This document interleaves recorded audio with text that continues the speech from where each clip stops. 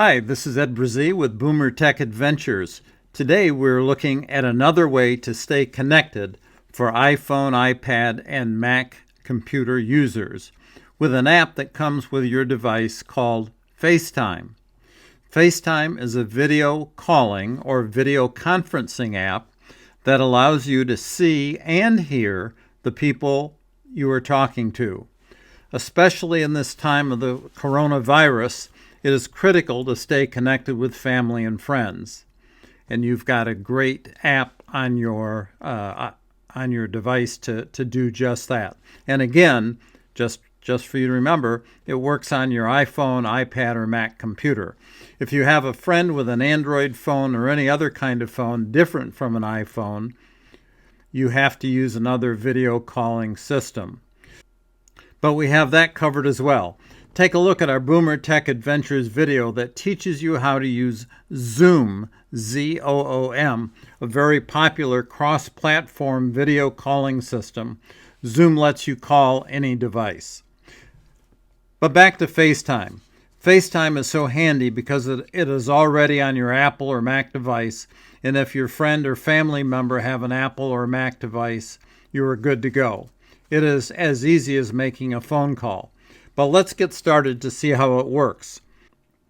Hopefully, you may have used FaceTime before and know a little bit about how it works.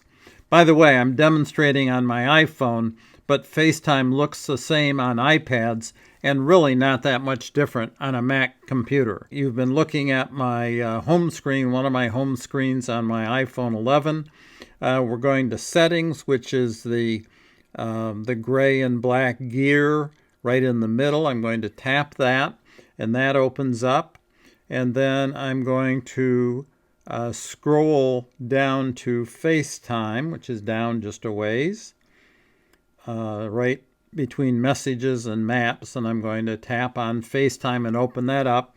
And you can see that my FaceTime is already activated. I've already used it, obviously. And it says FaceTime, and then the little slider is already on. It's green, so that means it's all set. So I'm going to just close that and go back to my home screen. And I'm going to tap the FaceTime icon, which is in the lower right-hand corner of my screen. And I'm going to tap that. When I open the FaceTime app, you can see my name at the top. I'm going to go ahead and open it, which I added for demonstration purposes. When I tap my name, it begins a FaceTime call. And let's go ahead and do that. While I wait to answer the call and see the screen at the other end, let's look at the four controls across the bottom of the screen: Effects, Mute, Flip, and End. The effects are essentially for play. Because I'm calling myself, it's going to stop, so I'll stop there. But the effects are essentially for play. Emojis, stickers, filters, backgrounds, and more. You can play around with that one to see what's there. The flip, I'll go back in and do that again. When I flip it, you can see that that flips the camera around and allows you to use the rear-facing camera to show what is out in front of you. My very messy desk. Mute allows you to silence yourself, and then finally the red button with the X allows you to end the call, which I'm going to do right now. Let's go back to FaceTime. We're going to open the app again.